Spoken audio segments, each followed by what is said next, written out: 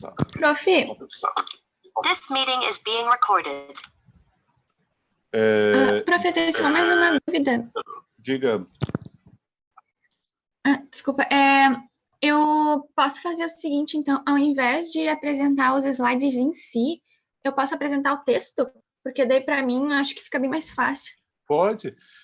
Essa é a sugestão que às vezes eu dou até para quando tem aquelas apresentações de TCC, dissertação ou tese, né, quando vai apresentar. Muitos optam, na área da literatura, não é tão comum ver pessoas apresentando na hora da defesa, né, antes de defender antes da arguição, o candidato sempre apresenta o seu trabalho.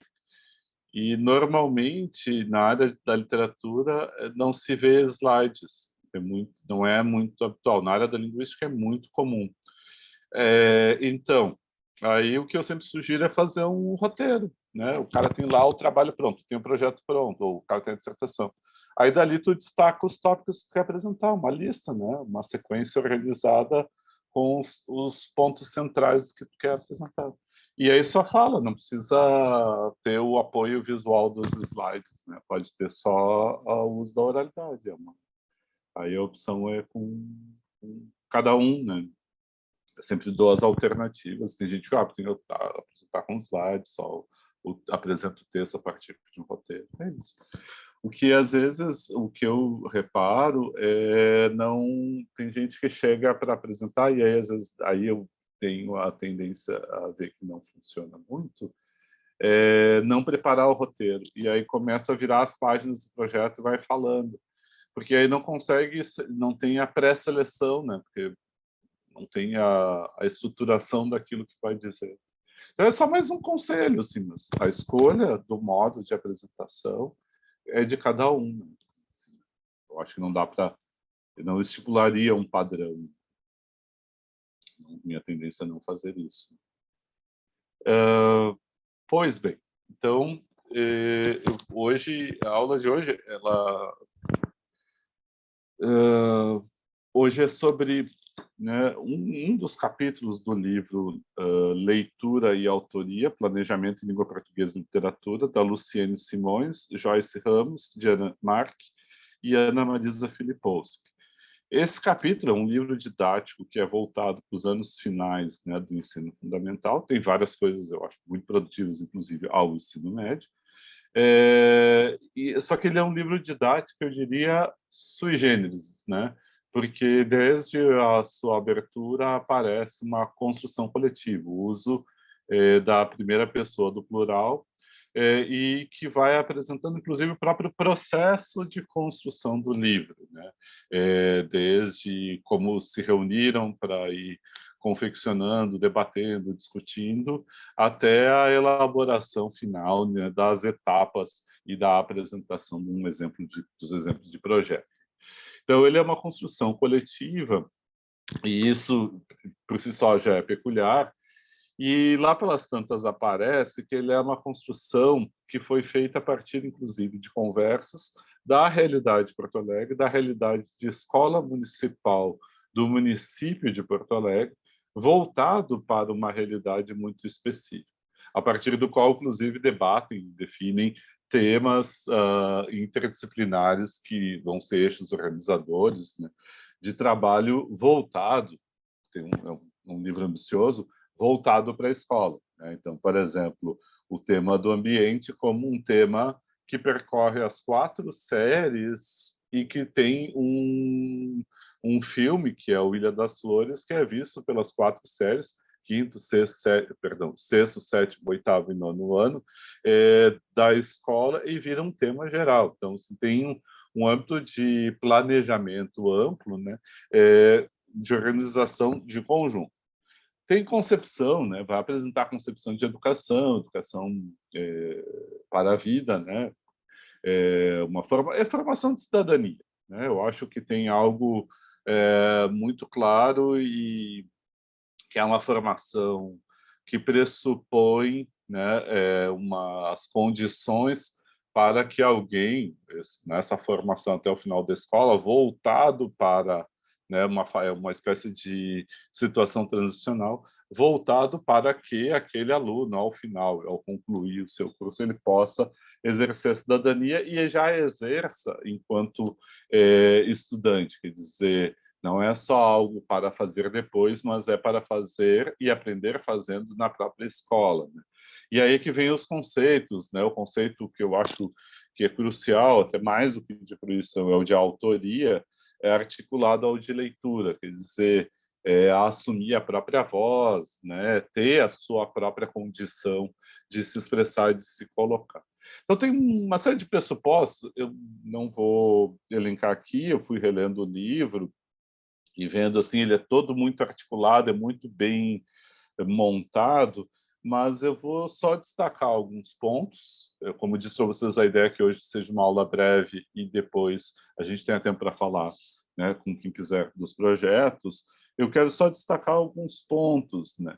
Então, por exemplo, eu acho que um dos pontos cruciais, inicial, não, claro, não é o foco do livro no seu global, que é trabalhar com os projetos, mas um dos pontos cruciais, fundamentais, é uma concepção de educação que eu acho que vai influenciar e que pode ser muito debatida outras vezes. Que eu estava marcando quando fala logo no início, né, da escola como transmissão de conquistas sociais, como garantir a continuidade de tradições, como né, conservar ou garantir o compartilhamento de saberes, de formação comunitária. E aí tem algo que, claro, não é o foco dele, por isso assim, eu vou fazer um debate, é uma nota de rodapé, né, num livro que eu sempre recomendo e depois dessa releitura recomendo ainda mais vivamente, né? Então, assim, é uma nota de rodapé pensando a escola e o que é a incorporação na escola de contradições muito vivas da nossa sociedade. Porque quando se fala da escola como transmissão de conquistas sociais, ou garantia de continuidade, ou conservação e compartilhamento de valores e de saberes, a gente está falando de uma tradição que ela normalmente é escolarizada e é pressuposta como uma educação formal. E aí tem dois comentários que eu anotei para fazer aqui com vocês, e depois quero fazer a ponte com língua, especificamente literatura. Os comentários são os seguintes, quer dizer, tem uma concepção política sempre que é adotada. Então, por exemplo, num debate que aconteceu, agora talvez eu perca um pouco a noção do tempo, assim, em função da pandemia, 2, 3 anos já nesse atual governo, das escolas militarizadas, eles elencavam como principal problema uma noção de disciplina e colocavam como principal situação para uma educação e uma formação uma disciplina militar, não é uma disciplina, por exemplo, auto-adquirida, né? Não é uma capacidade de organização, não é uma disciplina de fora para dentro, dada por uma repetição de exercícios mecânicos e obediência a símbolos unitários. Bom, enfim, eu não vou entrar toda a descrição em mérito, mas o que eu quero descrever e colocar que ele tem uma concepção de educação do que é transmitir, do que é conservar e de que continuidade se pressupõe. O segundo ponto ao refletir sobre isso, é que isso traz uma outra questão, é de que a escola ela traz para dentro, né? Aqui eles estão planejando e estão dando uma concepção ideal de escola. O que a escola deveria, digamos assim, uma deontologia escolar, né? O que a escola deve fazer, quais são os seus compromissos e onde ela deve alcançar. Mas eu quero pegar um outro aspecto, quer dizer, a escola, como tal, ela incorpora as contradições da sociedade, né? Ela incorpora os conflitos, as contradições, dialeticamente, ela traz para dentro, né, o que é de fora como tensões organizadas, assim, seja desde a estrutura escolar. Eu vou dar o exemplo da instituição escolar, a gente viu aqui nas observações, né, de escolas públicas e escolas particulares, escola municipal, escola estadual e escola federal, com colégio de aplicação. Como as próprias estruturas elas já marcam diferença, mas as condições da sociedade elas vão se atravessar ali, como conflitos às vezes. E como conflitos que às vezes podem marcar uma distância entre o que a escola traz e apresenta e aquilo que são os saberes, aquilo que os alunos trazem, né? Tem vários elementos que daria para marcar aí das posições sociais de cada, né, de cada grupo que ali se insere ou dos alunos que vêm de diversos ou variados grupos sociais. Ou não, né, vem. Em todo caso, o que isso reflete na escolha da literatura? Quando eu estou falando das escolhas, e aí um dos pontos desse texto que eu acho que vale trabalhar é o ponto da seleção dos textos, a gente está escolhendo aquilo que a gente quer conservar e transmitir. Quais são as obras, quais são os autores, quais são as obras e o modo de transmitir. E, mais do que tudo, o modo de se apropriar na atualidade. Quer dizer, dessa tradição, o que a gente escolhe conservar e o que a gente escolhe transmitir. E o segundo ponto é que eu acho que valeria pensar a questão da escola historicamente, né? Assim, a gente está falando de uma situação em que a escola ela é universalizada no sentido de que a escola como um direito, né? A educação como um direito do cidadão, então de todos, ela é universalizada e é para todas as classes sociais, né? Então, assim, tem uma noção, um princípio da escola que é democrático. Então, como incorporar valores democráticos numa transmissão que não só coloque aquilo que são, digamos, eu vou usar uma expressão do Benjamin, né, a história dos vencedores.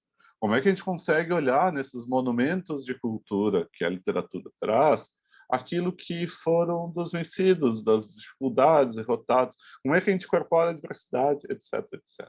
Então, por isso, esse debate inicial que elas fazem aqui, o grupo, né, a Luciene, a Joyce, a Diana e a Ana Marisa, é um debate, eu acho, muito oportuno, porque, assim, muito conciso, muito bem posto, para pensar o lugar no que elas juntam língua portuguesa e literatura, pensando que a escola, o ensino fundamental, elas articulam os dois, em que lugar elas ocupam na educação. Ou, em outros termos, quando vocês estão apresentando um projeto, e vão apresentar agora, vocês estão trazendo uma concepção de educação que está ali implícita. Qual é a concepção de educação que está ali colocada? E aí tem alguns valores, né? A questão de uma proposta interdisciplinar, que a língua portuguesa dialogue com outras disciplinas, a língua portuguesa e literatura dialogue, né, com outras disciplinas, né, da escola, que pense projetos articulados, então, pelo tema ambiente, se pense com geografia, o que se pense como ali está naquele quadro sinótico, né, tem o sexto ano pressupõe como gênero estruturante o teatro, então, pressupõe um vínculo com as artes para que possa se desenvolver a noção de espetáculo para além do gênero dramático. Então, tem sempre uma noção interdisciplinar e que dá para pensar como um ponto compositivo, concentrado, na própria relação entre língua portuguesa e literatura, né?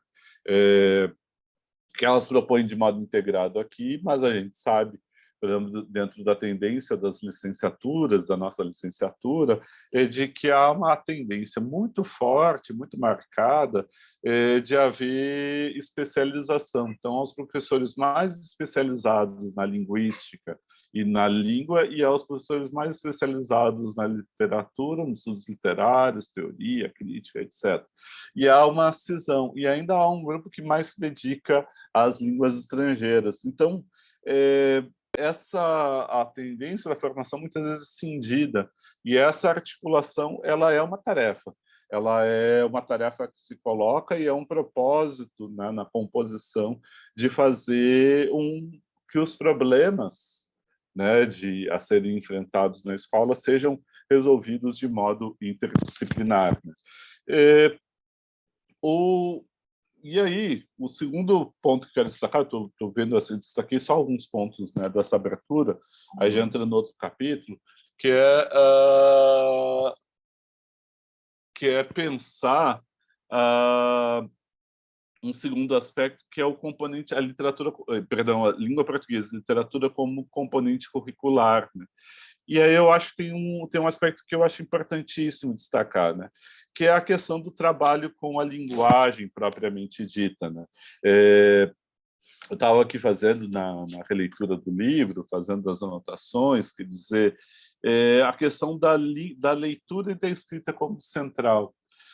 E, uh, e aí tem um aspecto de composição, acho que muito importante, que é conceber, né, na escola, o trabalho com a linguagem.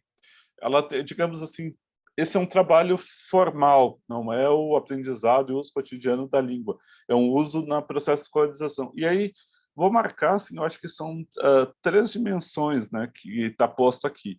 A questão do trabalho com a linguagem, e aí pressupõe leitura, escrita e oralidade, né? Então, daria para fazer uma espécie de paralelo, quer dizer, o trabalho da escuta, do ouvir e do falar, trabalho da leitura e da escrita, da produção escrita, quer dizer, essa produção da linguagem como um dos pontos centrais.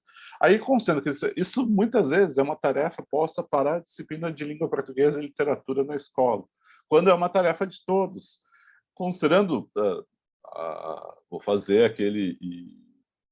aquela lembrança assim, dos cuidados do uso de letramento para isso, para aquilo, para aquilo outro, mas assim as formas de trabalho da leitura e da escrita e da oralidade em cada uma das disciplinas acontece diferente. Então, seria uma espécie, isso tem vários estudos nessa ordem, uma tarefa de todos, quer dizer, trabalhar com a leitura e a escrita e com a linguagem, no sentido amplo, é uma tarefa de todas as áreas dentro da escola.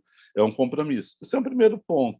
O segundo ponto, mais específico, é a concepção que vou marcar mais de uma vez, que é uma concepção interacionista da linguagem, né? Ou mais especificamente, socio-interacionista da linguagem. Quer dizer, o que dessa compreensão, quer dizer, é sempre nas relações propriamente dito que se constrói a linguagem. Quer dizer, é sempre numa relação em busca de interlocutor. Quem escreve, escreve para alguém. Quem fala, fala para alguém. E espera um retorno, espera um diálogo, espera uma interação. Então, sempre nessa ideia da interação é que o sentido vai se construir. Isso é uma coisa muito importante. Inclusive, eu acho que é algo, às vezes, é um tema pouco trabalhado na literatura, mesmo para quem trabalha com sociologia da literatura, que eu acho que seria um tema crucial, né? Que é trazer isso para dentro da concepção de literatura. Quer dizer, a gente tem sempre uma situação de interlocução e uma situação de interação, um enunciado que se realiza numa situação enunciativa interacionista, mesmo dentro da dimensão da obra literária. Então, isso é uma das coisas, eu acho, importantíssimas que traz aqui para pensar a concepção de linguagem, e aí volto especificamente para a disciplina de língua portuguesa e literatura, que é pensar as formas de trabalho e as práticas sociais de linguagem que são preparadas pela disciplina. São as diversas práticas. E aí envolve, né, desde o exercício né, e da escrita, no sentido de leitura, de produção, desde o exercício de uma fala formal em diferentes situações, o aprendizado da escuta para interagir e responder, e aí insisto sempre naquilo que a gente volta, criação de um ambiente em que as pessoas sintam à vontade também para se colocar e para responder, e responder mesmo um conceito forte, livremente, né? Quer dizer, sem medo de estar dizendo uma bobagem, sem medo de não saber, sem medo de interrogar, enfim. Então, tem sempre essa dimensão interacional que é importante. E há uma questão que o livro traz, que eu acho que eu queria sublinhar, né? Destacar, qual seja a questão do valor da oralidade.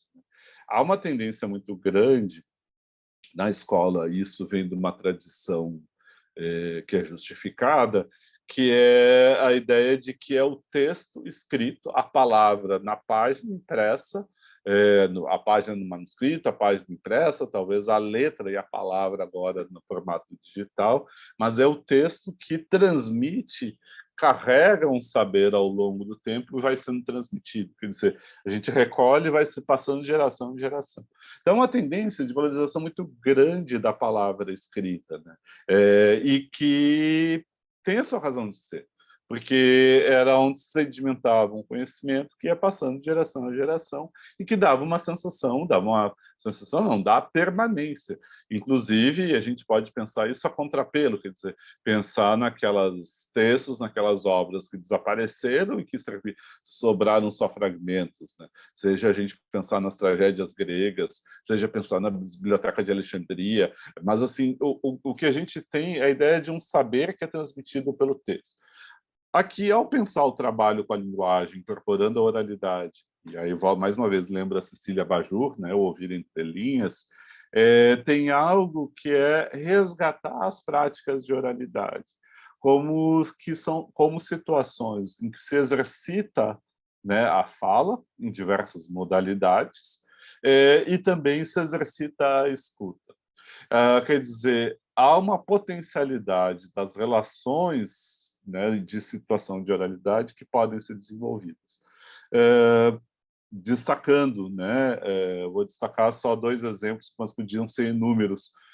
Uma questão de prática de oralidade na vida cotidiana é diferente, por exemplo, da prática que elas propõem aqui ao pensar o teatro, ou lá no final, no ano, pensar roteiro de filme. Quer dizer, falar numa situação estética do teatro, quer dizer, elaborar, falar como personagem, significa aprender quais são os gestos, quais são as expressões faciais, qual é o ritmo, qual é a entoação, como é a relação, como é que se dá a relação com o outro. Quando se encena um personagem, e aí tem que se prestar atenção, né, como é que aquele tipo lá, de modo verossímil, coerente, para construir o personagem, é diferente do que na situação cotidiana, familiar, em que nem se reflete mais sobre o modo como se coloca. Então, sim, as posições sociais que ali tem, quer dizer, isso é uma prática que vai levar provavelmente a um aprendizado de outras circunstâncias, né, da realidade social. O segundo exemplo, né, são os usos públicos, né? Na medida que se pressupõe cidadania, e a gente pode pegar o exemplo já lá do 7º ano, né, do 7º ano fala alto, né, que é a proposta que as autoras aqui propõem, é o uso de um gênero estruturante que é a carta aberta, quer dizer, é uma carta dirigida ao público. A gente pode pensar na oralidade. Não sei se vocês chegaram a entrar no site ou procurar no YouTube aquela leitura em voz alta que foi feita da carta por vários atores, artistas que fizeram a leitura e deram uma impostação dramática, né, para a situação da Amazônia e estavam chamando, né, os interlocutores a se engajarem numa causa. Então, isso é um uso da oralidade, né, típico de uma situação de participação pública, né? Considerando que a gente tem uma dimensão de participação pública hoje em dia que é muito diversa de sociedades de pequenos grupos, né? Ninguém é ingênuo hoje a dizer que o conceito de democracia grega é o mesmo de hoje em dia, né? Seria uma ingenuidade tremenda pensar e fazer uma identidade entre os dois tempos. Existe uma relação histórica, mas há uma mudança substancial na situação de cada uma das sociedades, né?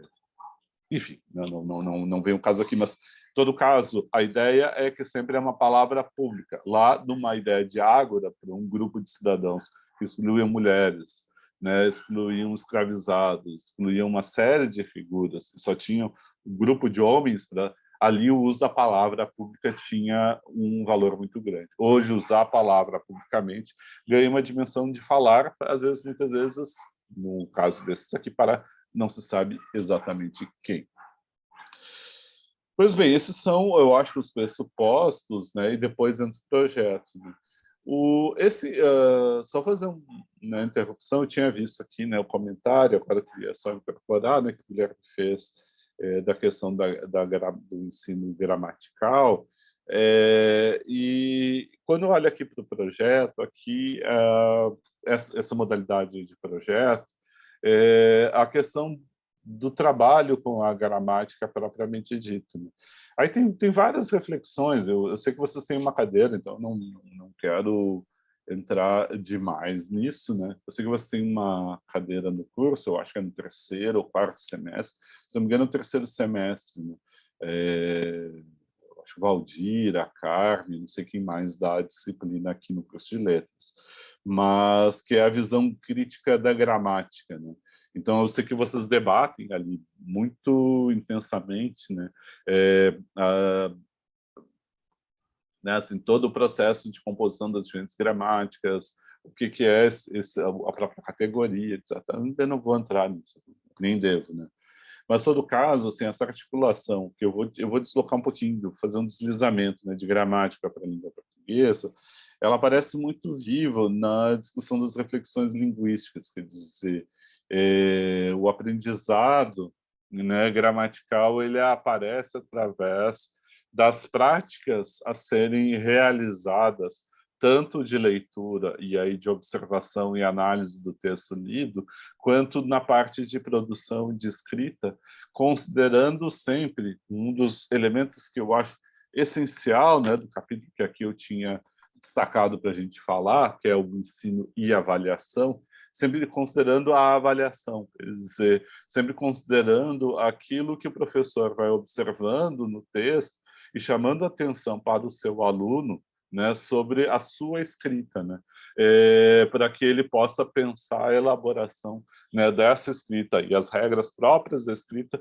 que nem sempre são concordes e semelhantes às regras da oralidade, da fala, né? Então, a gramática ela vem muito marcada através desse exercício aqui, propriamente dito, e não como um princípio autônomo, né? Quer dizer, no sentido da gramática tradicional, né? Do aprendizado de regras.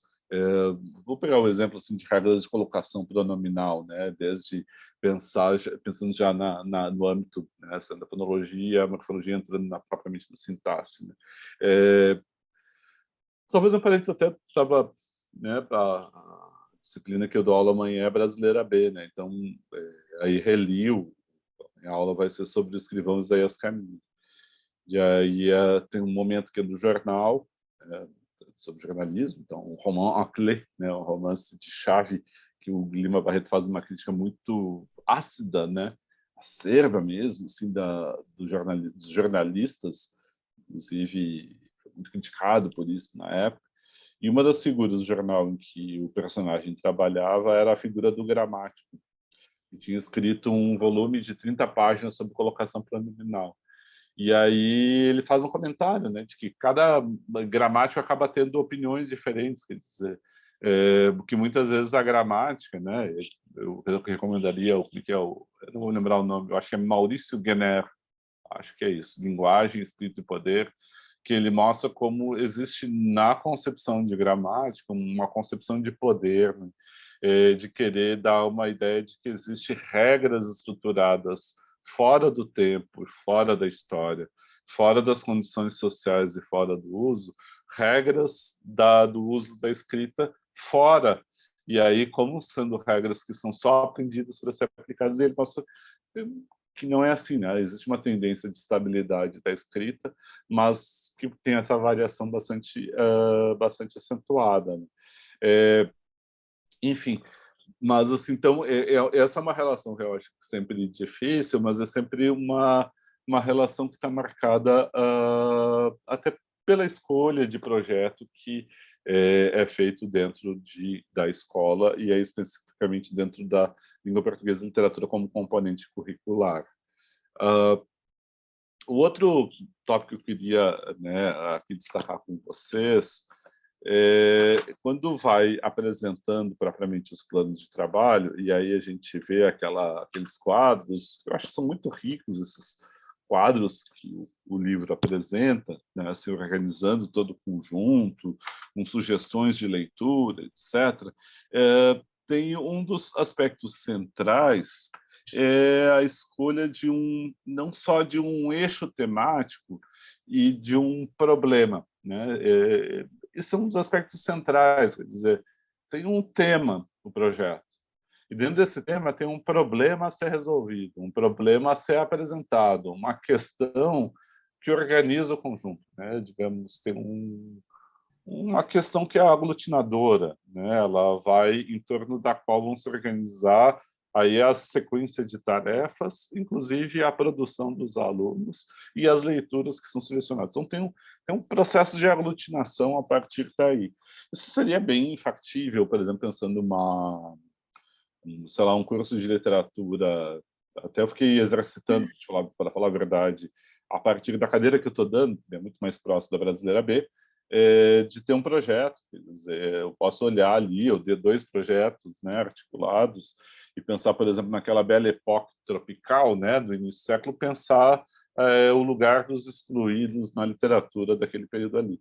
Seria um ponto de organização que não deixaria de falar de Lima Barreto, João do Rio, Simões, né, os autores ali, mas definiria uma questão, um problema articulado para percorrer e fazer quase como um estudo monográfico, da cadeira de estudo monográfico.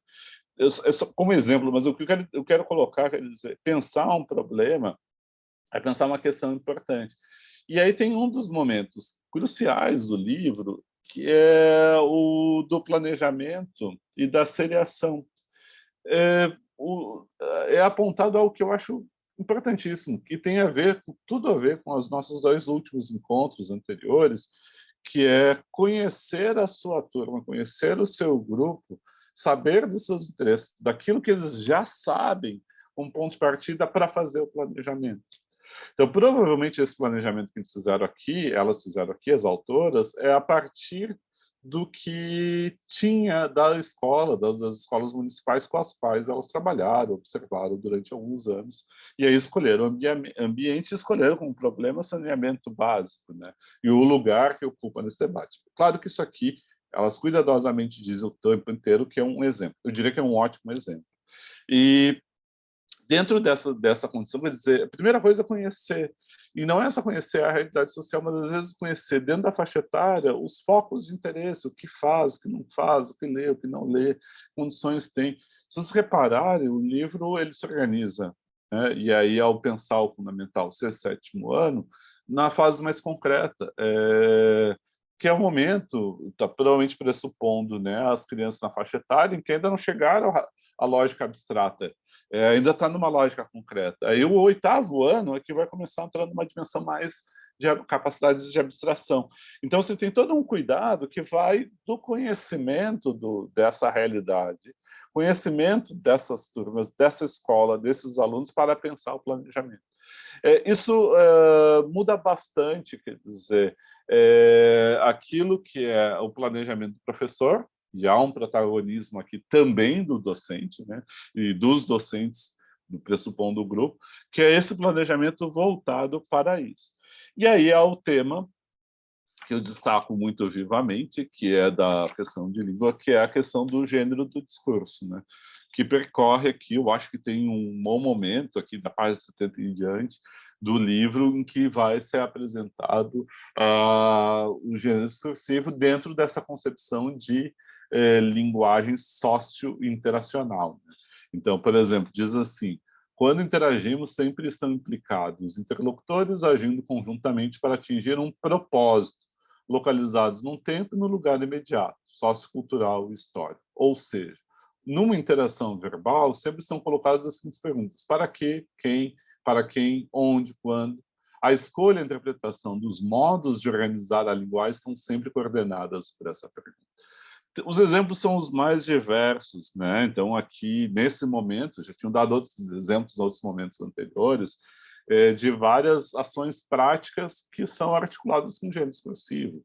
O exemplo aqui é bem simples, que é a escrita de uma lista de compras como um texto, um discurso verbal escrito, de ordem mnemônica para alguém que vai fazer compras em algum lugar e que está numa circunstância familiar, numa circunstância de grupo, em que alguém escreveu, ou vários indicaram, alguém escreveu, alguém vai fazer compras e vai demandar daquela lógica. Quer dizer, tem uma prática social que está articulada ao texto, e é um gênero.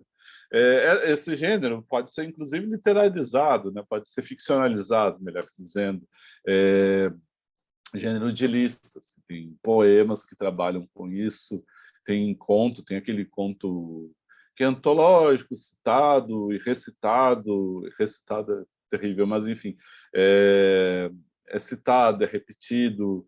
Talvez você não tenha visto, mas eu me lembro de ver, e tem vários livros, que é aquele circuito fechado do Ricardo Ramos, que é um dia de cotidiano, e que são só substantivos listados, né? Não tem nenhuma palavra, nenhum verbo, né? E aí, dentro dessa sequência, tem um cotidiano marcado como uma lista, né? Que poderia se dizer.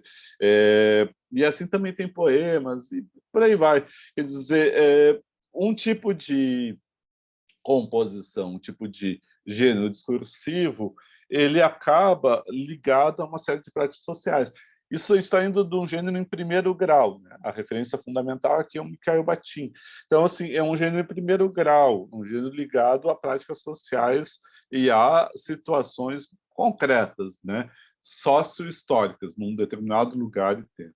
Então, quer dizer, a língua não existe enquanto abstração, a língua existe enquanto um uso, através do seu uso, com falantes interagindo entre si, né? Interlocutores que se reúnem e estão atuando socialmente, onde faz parte a língua, na oralidade e também na escrita, né? E isso é um dos pontos de composição que leva, então, a pensar a escolha, quer dizer, qual é o gênero estruturante do projeto que eu vou escolher, que eu vou trabalhar.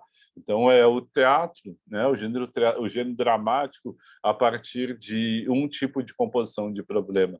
Na sexta série, que é mais concreto, e aí tem a ideia de criar textos para a oralidade, que articulem escrita e oralidade, certo?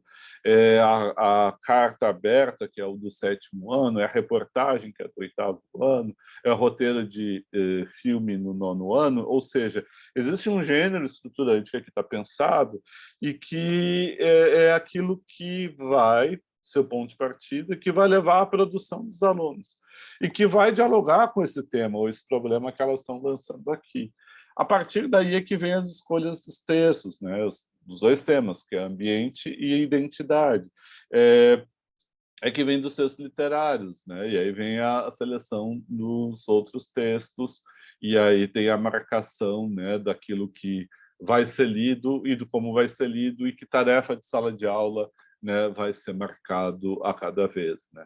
Então eu vou dar assim, pegar dois momentos aqui e depois, como a aula ia ser mais curta, eu tenho que já, meu Deus, já são 9h26, eu não tinha me dado conta. Tá tranquilo até aqui, gente? Eu estou muito. Quero comentar, interromper. Eu preparei algumas notas, mas assim, eu encerrar para a gente conversar sobre o livro, né? Eu vou só colocar então as duas notas e a gente já conversa. Uma é a que eu recomendo muito, assim, eu acho que quando é apresentado aquele da carta aberta, tem elas colocam aqui graficamente, né, eu acho que é interessante, e aí isso eu acho que dialoga, assim, opa, está todo anotado ali, por isso que eu estou olhando ali, tem minha ficha ali, né? Ele está todo anotado, o texto está nas duas páginas, tá, digamos, na mancha central do livro, as margens são largas, e as margens tem vários blocos de anotação que remetem a palavras grifadas de modo colorido no texto. Então, a gente tem né, comentários das mais diversas ordens, mas que introduzem, né, comentários de contextualização, né, do tema, comentário propriamente, né, do gênero e do tipo de carta, comentário da ordem, né, da reflexão linguística, né, então, assim, do uso, por exemplo, da primeira pessoa do plural e por aí vai. O que eu quero trazer para cá? Quer dizer, isso aqui é o livro, digamos, do professor, né? Então, assim, ao trazer um texto, repare o grau de preparo, de elaboração da tarefa, que é muito grande.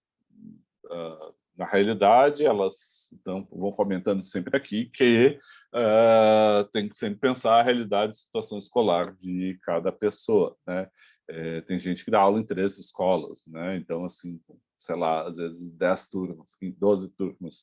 Então, pensar o grau de elaboração de um cotidiano tão intenso é difícil, às vezes tão complexo, né, tão complicado, tão exigente, né, é difícil. Agora, eu quero insistir nesse grau de elaboração por uma razão, quer dizer, não é que vá se detalhar a este nível, este ponto, mas pode-se aproveitar materiais como este, mas principalmente quando levar um texto para a sala de aula e que é o texto do ponto do gênero estruturante que vai organizar, vai ser uma espécie de ponto de catalisador, né, das reações químicas que vão ser aquela aula para gerar o envolvimento daquela turma a partir de uma questão que lhes interessa, tem que estar preparado. E aí entra também a reflexão linguística, entra as categorias gramaticais que estão sendo trabalhadas, quer dizer, esse é um dos aspectos centrais, e eu vou fazer um parênteses, que envolve inclusive a literatura. Quer dizer, parece, às vezes, nessa cisão, né, antes já apontado aqui pelo Guilherme no comentário, parece que nós, como professores de literatura, não teríamos tarefa de fazer reflexão linguística. Ao contrário, nós temos a tarefa e nós fazemos o tempo inteiro. Em que sentido? Quando a gente está atentando para um narrador, seja ele construção primeira ou, entre aspas, terceira pessoa, quer dizer, fala de uma terceira pessoa, nem de si, nem interlocutor, a gente está refletindo sobre a linguagem. Se a gente está atentando, por exemplo, nos ratos que eu uso o tempo inteiro presente, no tempo presente, se a gente está atentando para o uso de deíticos, se a gente está atentando para uma composição sintática, o uso de adjetivação, etc., está fazendo uma reflexão sobre a linguagem. E isso é reflexão sobre a língua, essa educação linguística e literária. Então, por isso, eu acho esse modelo, ele não é só um modelo para este gênero de carta aberta. Eu confesso, já falei isso, eu acho que eu já falei isso para você, né? Essa carta aberta aqui desses artistas, eu não achei a escolha mais feliz delas, dos autores, achei o trabalho excelente. Eu acho o livro excelente, já recomendei sempre, recomendei mais vivamente agora relendo, e vou continuar recomendando, eu acho um grande livro. Mas, assim, essa carta não seria a que eu escolheria, né? Eu acho um tanto afetada, apesar da atualidade da pertinência de debater meio ambiente, que se acentuou, inclusive, da última vez que eu trabalhei o texto para agora, desses 4 anos, né, deste último governo federal, em que o desprezo pelo meio ambiente é tal, né, uma concepção, sei lá, de um capitalismo de rapina tão atrasado, né, que é da destruição, como se o meio ambiente não tivesse limite, como se fosse ilimitado a exploração e a destruição. Nossa, assim, então a carta ganhou atualidade. Eu reli agora e disse, uau, né, assustadora a atualidade disso que eu achava há alguns anos até um tanto parecer superado, mas não é, ao contrário. Em todo caso, tem essa coisa dos artistas assim dá uma certa impostação, assim, uma coisa assim meio afetada demais, no sentido de artificial demais, né? Mas em todo caso, dentro do conjunto é para lá de pertinente e é o gênero estruturante que os alunos vão produzir ao final. E aí é que vem a outra questão que é que eu e aí depois eu eu quero comentar só mais era uma, na verdade são duas questões, que é a entrada da escolha do texto literário, que é um livro que eu fui reler o livro, eu tinha lido na minha infância, né? E não tinha nem mais edição, tipo, eu nem sei, eu era de um irmão mais velho, que é esse Meninos da Rua Paulo, né? E não lembrava, absolutamente não lembrava, né? Então, fui reler o livro, fui atrás desse blog, que cita aqui, que partiu, né, nessa disputa do Grund, né, do terreno, as crianças disputando um terreno, né, em Budapeste. Então, a gente tem um trabalho muito rico na seleção aqui do texto, pensando numa disputa também. Aqui a gente está falando, né, e depois, perdão, e o segundo livro, que é Isso Ninguém Me Tira, que detém a dimensão de carta, que é da Ana Maria Machado, né, que eu acho uma das grandes autoras da literatura infanto-juvenil brasileira, né? Para mim, ainda, das autoras, a minha grande predileta é a Lígia Bujonger Nunes, né? Mas a Ana Maria Machado, nossa, é fabulosa. Assim. Tem outros tantos, né? Mas, assim, só duas referências. Mas, em todo caso, faz as duas escolhas aqui. E aí, a partir da escolha, são dadas algumas tarefas do trabalho do texto literário. Ou seja, o que eu acho muito rico, eu não vou entrar no debate mais específico, outras vezes já entrei, mas nesse momento, o que eu acho muito rico?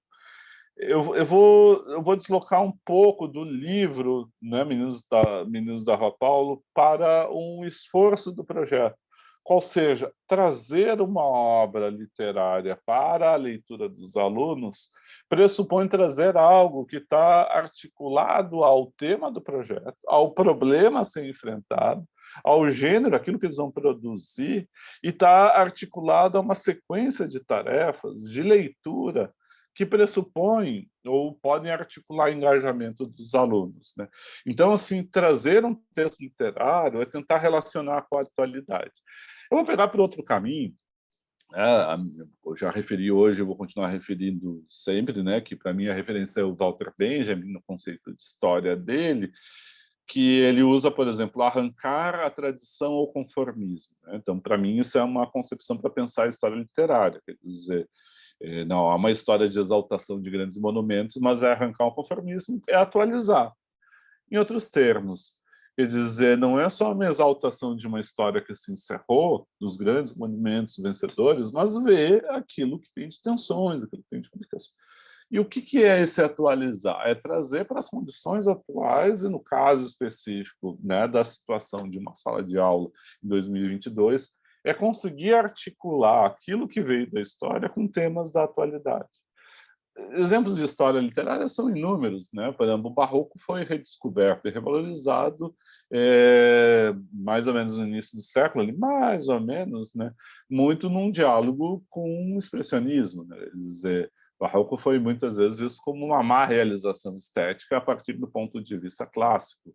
Agora, o que quer dizer isso? Dizer que a história ela não está fechada, ela está sempre se atualizando. E a leitura de uma obra literária da tradição, essa que é uma obra da tradição, Meninos da Rua Paulo, ela tem que ser atualizada, é o que ela se propõe aqui, a trazer as questões atuais.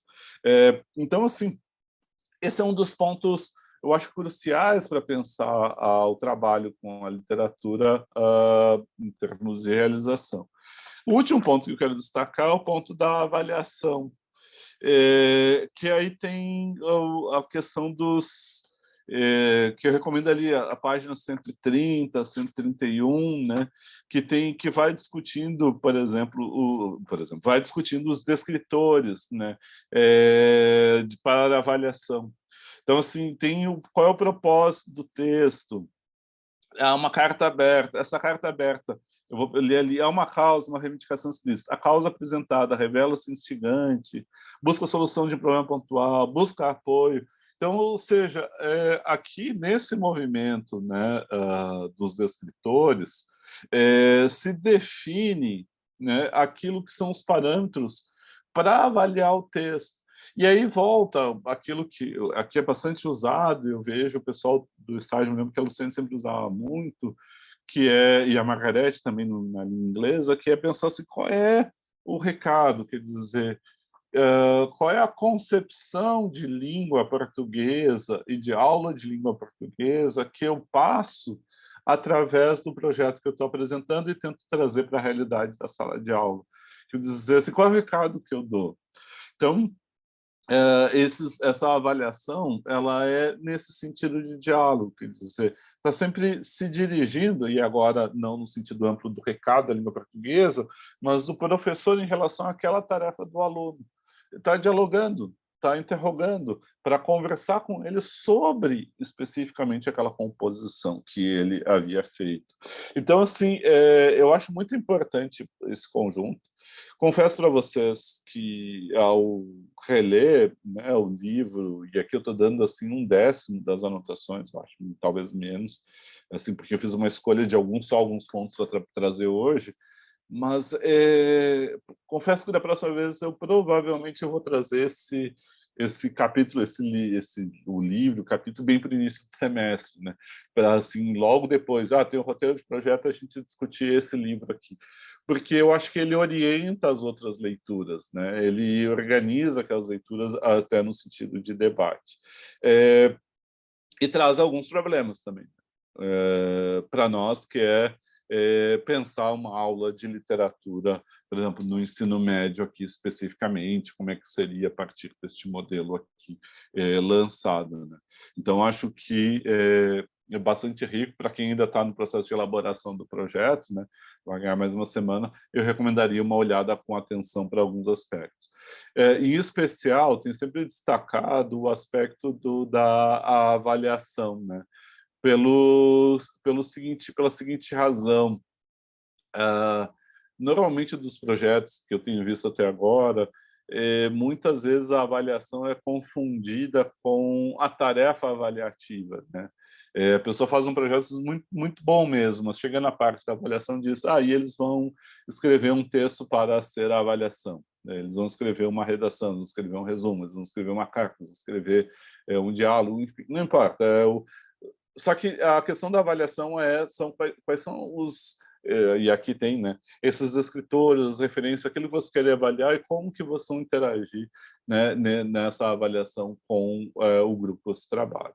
E para finalizar a fala, e aí já passar para a gente conversar um pouco, eu quero insistir nessa questão do conhecimento da realidade em que se insere. Quer dizer, assim, aquilo que vocês observaram, né, assim, das turmas, às vezes, desde o primeiro grupo, né, que alguns grupos apontaram, acho que tem algumas exceções, né, como, por exemplo, aquela grande exceção, que é do Colégio de Aplicação do Sarau, que aparece, às vezes, o pouco engajamento dos alunos, né. E é um dos pontos que eu fui grifando dessa vez na leitura, que é conhecer a realidade escolar, conhecer a turma. E aí entra uma das questões que é desse engajamento, né? Por que eu trago isso? Quer dizer, esse desinteresse, essa coisa assim meio blasé, assim, né? Blasé é aquele olhar assim, sempre assim, meio entediado, meio distante, assim, que parece que as coisas da sala de aula não estão relacionadas consigo, né? Todo mundo tem um momento blasé, todo mundo tem um assunto no qual fica blasé ou fica assim meio entediado assim, e desinteressado pelo que está na volta. Mas o ponto é que nenhum projeto, melhor que seja, desde a observação e conhecimento da realidade dos alunos até a escolha de texto, todos eles, vai funcionar se não houver esse engajamento dos alunos e da turma. E também se concebe algo que não seja puramente mecânico, né? Quer dizer, uma disciplina mecânica é a resposta, que é um engajamento mesmo, que consiga construir momentos que sejam memoráveis e relevantes na formação de alguém, tem que ter esse engajamento. E aí eu acho que tem vários pontos aqui que são tocados assim, nesse planejamento para pensar isso. E isso eu vi que foi das observações ser um ponto recorrente, né?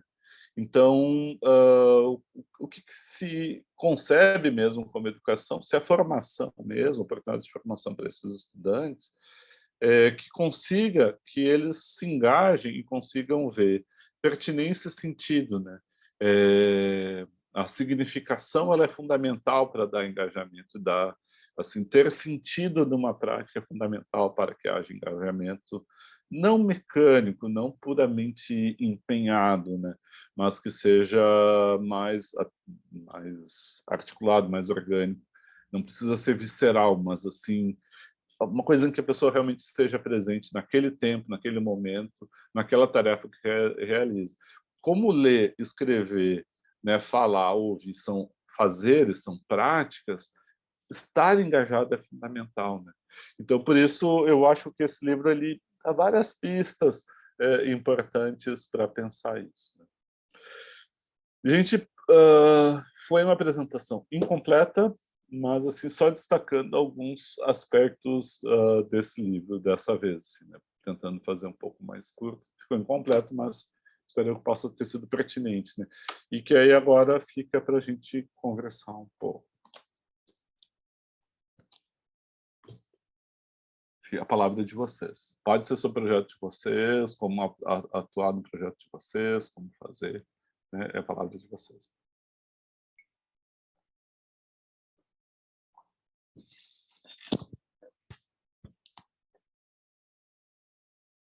Eduardo, que eu sei que tu já leu o livro, Lara. Começar por essa pergunta, né? Vocês já trabalharam esse livro em outras disciplinas, não? Sim, prof, no segundo semestre, na visão crítica da gramática. Ah, é? Com quem, Guilherme? Foi com a Juliana. A Juliana Shopping, tá. Mas não trabalharam em outro momento também? Que eu recorde, não, porque quando eu fiz essa cadeira, na época, a gente estava analisando os livros didáticos e aí ela deu os primeiros capítulos ali para a gente ler e discutir sobre. Entendi, entendi. Mas eu acho que mas eu acho que ela retoma esse livro também na cadeira de programas para o ensino de português. Tá. Eu ia Professor, comentar isso. eu ia realmente. comentar. Opa! Fique à vontade. Eu ia comentar que a gente lê ele em programas para o ensino de língua portuguesa também. E aí eu até comprei ele, então fica a dica para quem quiser comprar ele. Ele fica muito mais acessível durante ali a semana da Feira do Livro. Aí eu comprei esse e comprei o de língua inglesa também, que eu faço inglês, né? Ah, sim. Então fica a dica para quem quiser comprar o livro. Ele é um pouco caro, ele é tipo um investimento, eu acho. Mas ele é muito bom. E eu gosto muito de como ele é diagramado, assim, como um livro didático para professores, sabe? E, enfim, eu não achei rasa o seu passeio pelo livro, senhor. Eu achei muito bom, inclusive. Porque eu li ele semestre passado e a gente sempre vai Sim. tocando em coisas que a gente não prestou muita atenção, né? Toda vez que a gente relê ou algo do Sim, tipo. sim. E eu fico pensando muito sobre essa questão do Guilherme, de como achar difícil encontrar essa conexão, né, entre a literatura e o ensino de gramática, que aqui o livro a gente chama de reflexão linguística, né? E eu Sim. acho que o grande X da questão é seleção de textos, seleção de livros, seleção de leitura. Eu acho que essa é a parte mais difícil e é a parte que mais a gente consegue encontrar essa relação, assim. Então, é muito difícil, né, que nem você falou, criar, fazer com que faça sentido, né? O que eu estou fazendo para a realidade dos meus alunos. E eu tenho muito medo, assim, de terminar a graduação e ir para uma escola e não ficar observando as aulas antes, sabe? Tem que entrar na escola e já dar aula, assim. Como assim eu tenho que saber tudo da escola na primeira semana de aula? Porque cada escola parece que é um universo, sabe? Parece que Sim. é Sim. toda uma dinâmica diferente. E eu acho que isso ficou bastante evidente, assim, nas apresentações, de como Sim. cada escola funciona de um jeito diferente, cada turma é um universo diferente. E aí eu fico muito angustiada, assim, de, ai meu Deus, eu preciso criar um projeto que faça sentido para aquela realidade, sabe? Acho que isso é uma coisa que tem que ficar sempre relembrando, sabe? Mas eu acho, sabe, que eu já comentei com vocês, né, que tem um ex-orientando que fez a cadeira de estágio com a Luciene, e a Luciene se tornou o grilo falante dele, né? Então ele faz as atividades para a escola, ele fica pensando a cada vez, né, o que a Luciene diria, né? A Luciene perguntaria agora, eles estão fazendo trabalho em grupo, escrevendo. Daí, e eu, como professor, o que eu estou fazendo neste momento? Estou caminhando pelo grupo, Então, isso é uma constante, Isabel. Mas por isso você sabe que essa tua fala me permite dizer uma coisa assim que para mim vocês atualmente têm uma graduação de letras assim que eu vou dizer assim 300 vezes. Porque 300 é arbitrário, podia ser 400, podia ser 200 ou 100, né? Mas assim é 100 vezes melhor, 200 vezes melhor, mas é bem melhor do que a graduação que eu tive. E esse é um dos aspectos. E isso que na graduação que eu já tive a cadeira de estágio em que se pensava já a escola, né? Se tinha espaço para pensar a escola. Mas eu acho que hoje vocês têm mais ao longo do curso, né? Por exemplo, essa cadeira de ensino de literatura eu nunca tive, né? Sobre o ensino de literatura. Eu nunca tive isso, né? Eu tive que aprender isso ao longo dos anos que eu estou aqui. Porque quando eu entrei, assim, eu entrei, já estava o semestre em andamento, então as cadeiras que o professor substituto estava dando. E tinha um seminário para ensino de literatura que pelo jeito, assim, ninguém dava muita bola. Até hoje, na área de estudos literários, as coisas de ensino de literatura é uma coisa assim meio relegada, assim, né? Assim, e tem aqueles que trabalham com isso, né? E, no entanto, para mim é uma das coisas que eu acho que faz uma baita diferença, essa reflexão sobre licenciatura que eu vejo dentro da letra. Assim, poxa, no segundo semestre, em visão crítica, segundo, terceiro semestre, visão crítica, trabalhar com esse livro aqui é um avanço gigantesco, muito legal, muito legal, muito legal. Então, eu acho que vocês estão muito bem preparados, Isabel. Fiz toda a volta para dizer assim, eu acho que vocês estão muito bem preparados. A escola que te entrar, se tu tem um livro, tu reflete, como eu vejo, tu reflete, fala, tá uma professora super bem preparada. Né? Vocês aqui, né? Tô achando. É verdade, eu fiquei muito bem preparado. Eu ficaria contente se eu tivesse um filho em idade escolar e que vocês fossem professores dele. É bem feliz, né? Mas o Eduardo ia falar também, né? Agora já... Não, não, eu ia concordar, eu ia dizer isso, assim, da gente trabalhar esse livro também em programas, assim, e também ia falar que eu sou a dupla de estágio da Isabel, então eu reitero as tuas palavras de que sim, ela é uma professora muito boa, e que eu já fiz alguns trabalhos, assim, com esse livro para algumas disciplinas, né, para programas, assim, e eu também aproveitei esse esqueleto, assim, que ela traz, né, da estruturação desse projeto, assim, e eu acho ele muito legal, sabe? Eu acho que ele dá, não sei, ele te coloca muito no pé no chão, assim, como professor, sabe? Te faz considerar, assim, uma série de elementos, assim, do que olhar, assim, o que fazer. Mas eu sempre tive um sentimento, assim, que eu não sei, que é em relação ao trabalho com literatura um pouco, assim, do que é apresentado nesse projeto, sabe? Porque não tem muito bem, assim, né? Acho que fica uma coisa muito voltada para uma produção, para uma reflexão linguística, muito bem feita, assim, mas a literatura, assim, ela parece que ela fica sempre muito a serviço dessa produção, sabe? Tipo, a gente não tem, assim, sei lá, talvez trabalhar alguns aspectos mais da fruição, de entendimento ali da própria, de próprias narrativas, assim, sabe? Não trabalha realmente com a literatura, sabe? Eu sempre tive um pouco essa impressão, assim, de que se trata um pouco mais de sei lá, de um projeto estruturado para trabalhar produção textual, assim, para trabalhar, assim, muito bem uma aula de língua portuguesa, mas que deixa talvez a literatura, assim, meio ali, assim, sabe? Tipo, tem literatura junto aqui, mas, tipo, não tá tão integrada, assim, sabe? Eu sempre tive um pouco esse sentimento, assim, essa percepção, sabe, em relação ao projeto.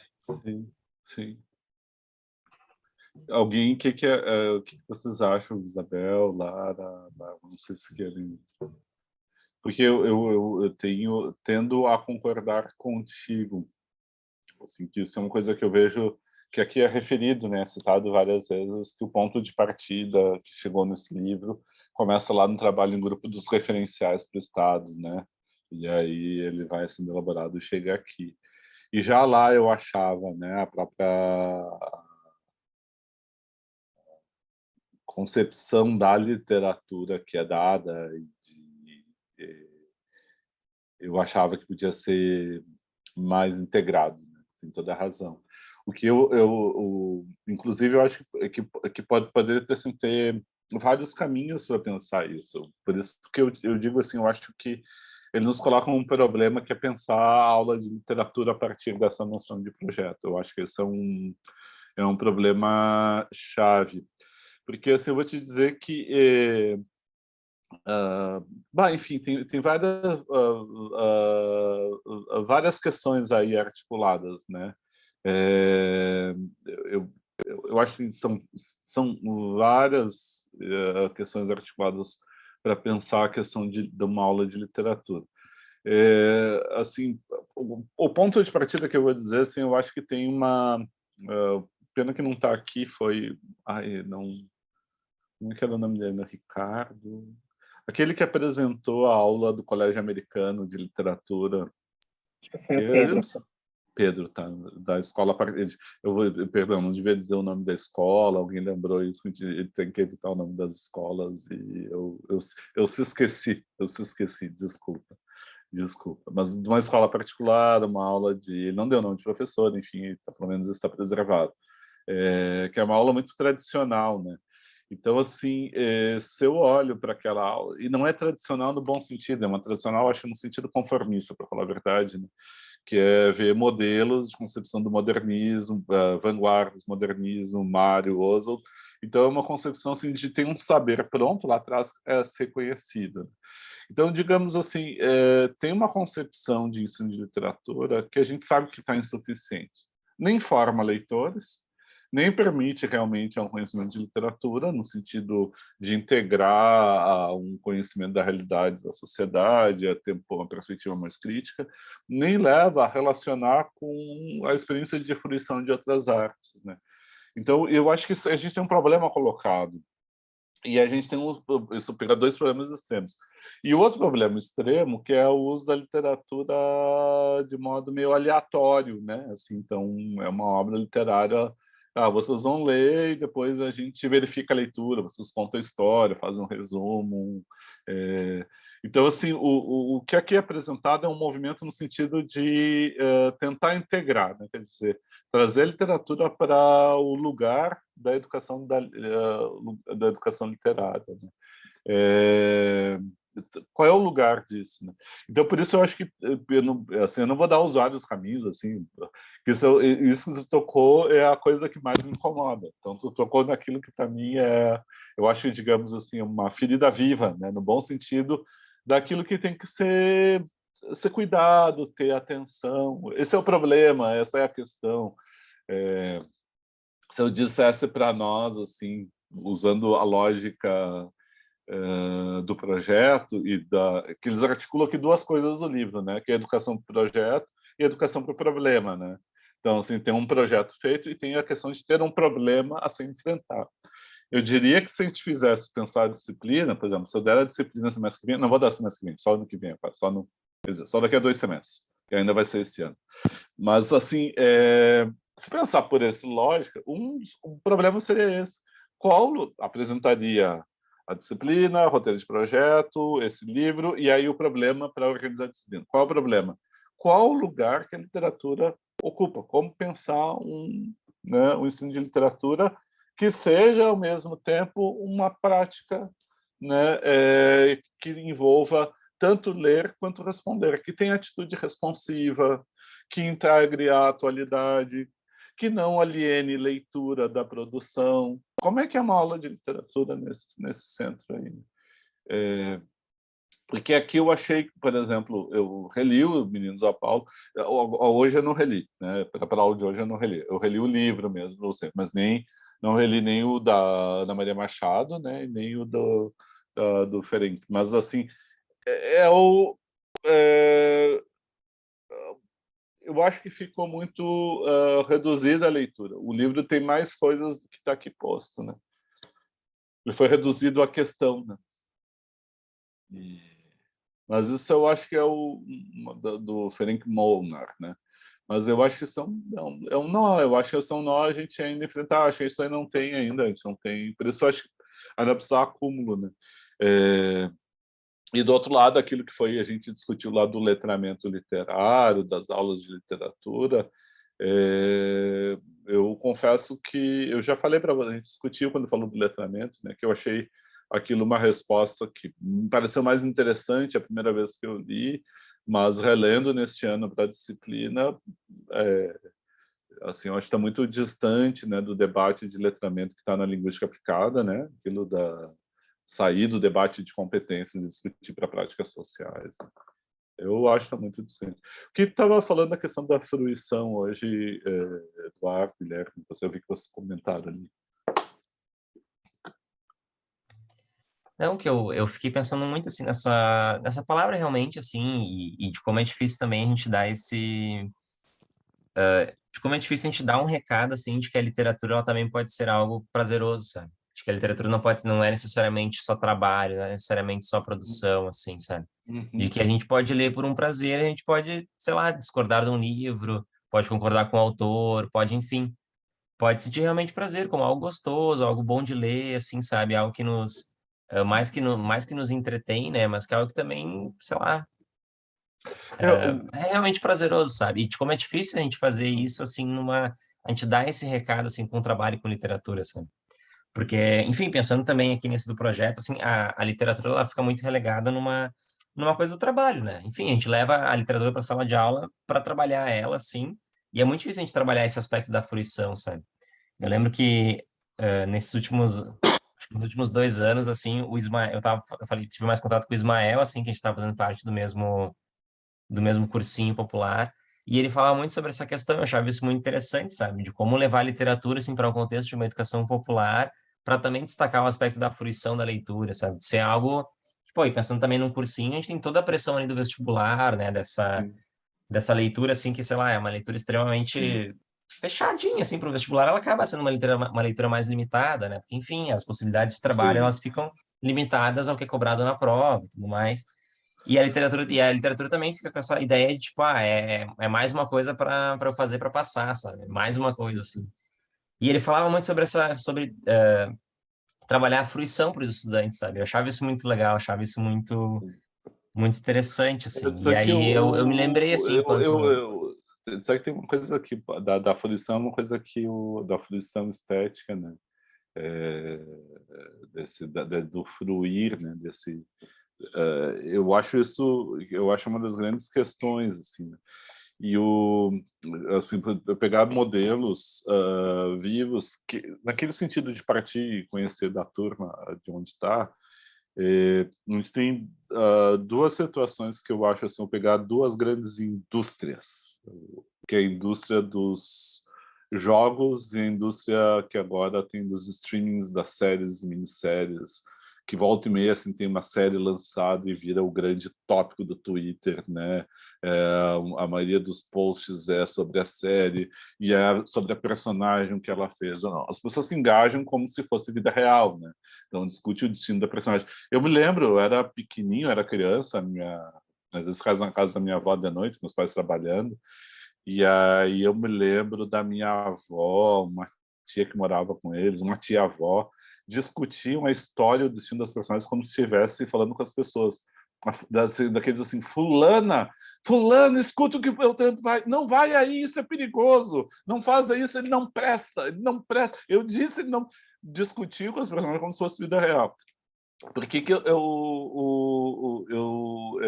pensei nisso? É porque tem uma experiência de fruição, vou pegar do jogo, né? Assim, da série do jogo.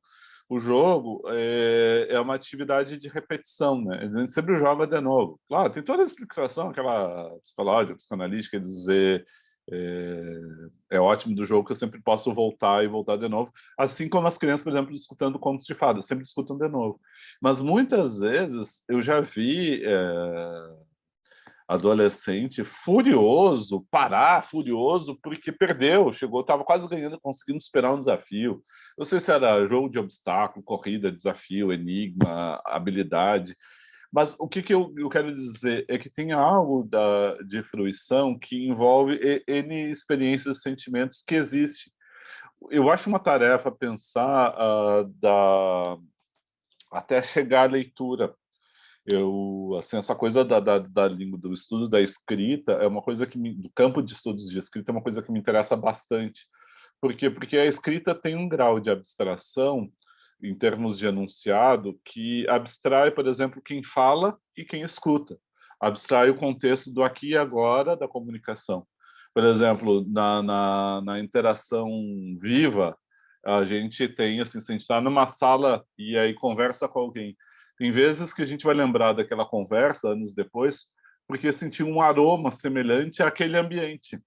Então, tem toda uma circunstância concreta e material que envolve a comunicação. Isso está, por exemplo, no primeiro movimento de contar histórias para criança, da concretude. Isso é fruição, né? E, às vezes, a fruição pode te levar a lágrimas, a pessoa chorar, pode levar a rir, pode levar a ter uma reação de medo ou uma reação de repulsa, experiências que a gente tem na fruição. Só que é a situação mais concreta. Ao chegar, por exemplo, só a voz gravada, a contação de história já muda, até chegar ao texto escrito, a pessoa conseguir abrir uma página, ler um texto e recuperar as dimensões concretas para entrar naquela história, é um processo. Por isso, assim, eu acho admirável, eu jamais, assim, eu fico às vezes eu acho assim de um pedantismo e de uma arrogância ridícula. Quem critica, por exemplo, livro de fantasia, Harry Potter, livro, sei lá, desde O Senhor dos Anéis, Tolkien, né? Porque às vezes, ou livros, tem outros tipos de experiência que o leitor entra para dentro, aquela capacidade de abstrair, conseguir, né, pelo texto, recuperar concretamente e criar engajamento e envolvimento com a leitura, a prática de leitura é dificílima, né? Então, esse movimento do desenvolver a fruição e entrar na obra, eu acho uma tarefa legal. E aí eu acho uma tarefa que pode envolver as outras artes. Assim, como o cinema, agora, né, a coisa das séries e capítulos, porque eu acho que dá para fazer a mediação com o texto. E diferentes experiências, que isso eu lembro muito, a coisa da estética, da onde vem a ideia da fruição. A estética é um discurso sobre o corpo, estética da sensibilidade. Então, diferentes experiências estéticas, como que cápsulas, por exemplo, experiência alguém tinha falado do horror do vestibular, né? Mas falar assim a experiência do filme de horror. Esses tempos, assim, qual é o personagem que mais assusta? Para mim é o do Iluminado, uma criança, daquela coisa da criança do terror, aqui para mim é uma coisa que qualquer coisa, assim, quer fazer um filme de terror é botar uma criança numa coisa diabólica, né? Aquilo é horrível, para mim afeta. O que causa náusea? Claro, tem alguma experiência que não dá para levar para a escola. Vou dizer para vocês, de ler um livro e me causar náusea, talvez eu tenha falado isso na Brasileira C, anos atrás, né? Que eu peguei era do Apollinaire, né? O Apollinaire tem As Aventuras do Jovem Don Juan. Ele é um dos caras que redescobriu e revalorizou não só o inventor do cubismo como termo, mas ele revalorizou a literatura a literatura do Marquês de Sade, né? E entrou na parte escondida da biblioteca francesa, etc. E ele escreve, como é que é o nome? É um título inesquecível, estava quase... 11 mil varas. Em francês tem um trocadilho que é 11 mille verges, que é trocadilho com vierge, né? Vara e virgem, né? E da Santa Úrsula, tudo. Tem uma das cenas de relação sexual ali que eu fechei o livro de nojo, assim, que envolve todas as coisas mais repulsivas possíveis. E o Sade é um que sempre eu leio e me impacta.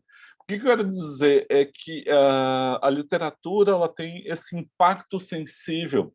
Então, seria interessante essa coisa de trabalhar a fruição, e é isso que eu não vejo nesse livro, isso tocou num ponto super legal, Eduardo, eu acho que vale desenvolver isso, que é pensar formas de trabalho em que se desaliene a sensibilidade mesmo. Assim, várias experiências sensíveis, reações sensíveis, né? E eu começaria realmente, eu acho que aqui está uma pista legal, é começar por gêneros mais concretos ao mais abstrato. Então, sei lá, vai desde um filme onde tem a oralidade, onde tem o discurso, a poesia oral, a canção, até chegar à leitura de um texto mesmo. E aí passar dos textos narrativos mais envolventes até chegar a um texto mais elaborado, mas ter essa noção de progressão que é falado, eu acho que é fundamental também para a literatura, né? E sem pedantismo, eu tenho nojo daquela coisa assim, ai, quem leu Harry Potter um dia vai ler Harry Potter sempre. Não vai ler porra nenhuma, né? Assim, o cara tá envolvendo leitura. Pô, ninguém começa lendo Guimarães Rosa, né? Enfim. Enfim, agora eu sei que eu vi vários comentários aqui, então vou deixar vocês comentando mais um pouco. E fique à vontade de falar. Agora, enquanto vocês não, eu vou ter que ler os comentários, né? Porque eu não consigo ler e falar ao mesmo tempo. Eu só tenho 2 neurônios. Aí, se eu leio e falo ao mesmo tempo, eu entro em curto-circuito. Eu vou ficar paralisado aqui, né? Então, eu não consigo. Eu acho um baita desafio a fruição mesmo, assim, né? Que a Lara está trazendo aqui.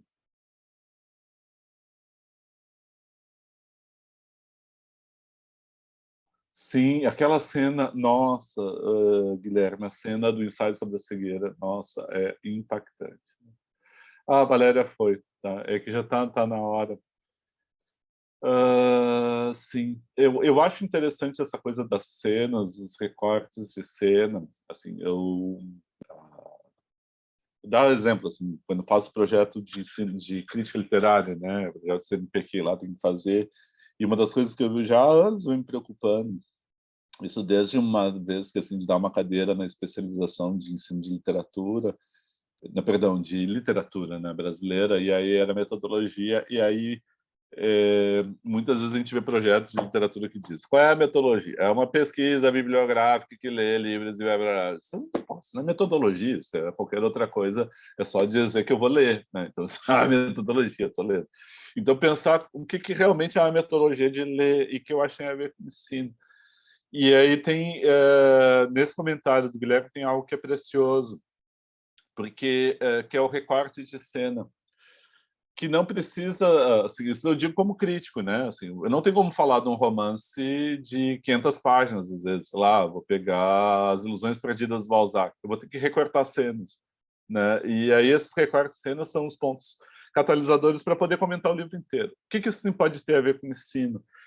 Muitas vezes o ensino pode começar por essas cenas que são marcantes, assim, depois de, por exemplo, dá para exercitar isso vendo um filme, né? Então, que é a gente, pô, que às vezes eu tenho ideia e não consigo botar em prática, eu peço desculpas, assim, mas é uma ideia que eu sempre tive, nunca consegui botar em prática, ou porque eu me desligo ou esqueço, que era, qual é a ideia? A gente consegue ver um curta-metragem de 15 minutos juntos, a gente poderia ver aqui juntos um curta-metragem. Tá, vendo junto, ninguém viu, vemos agora.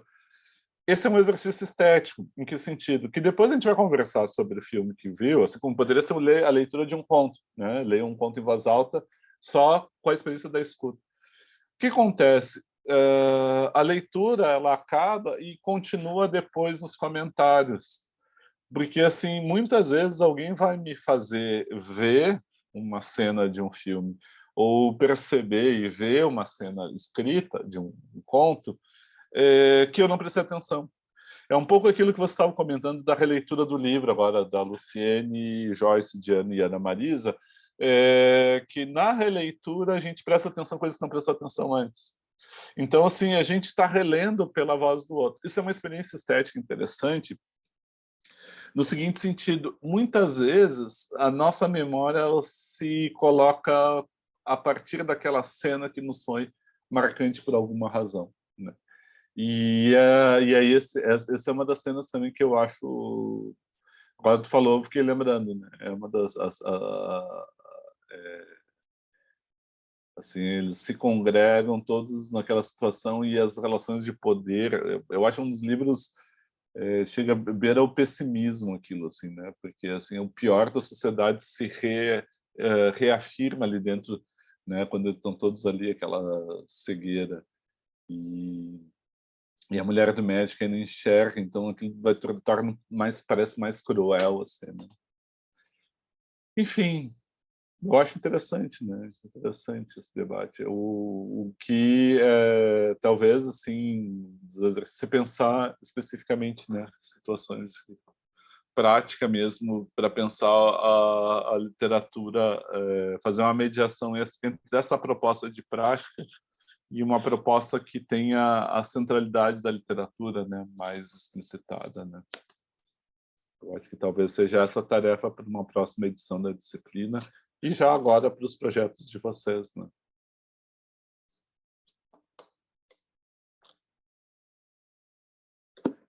Comentários?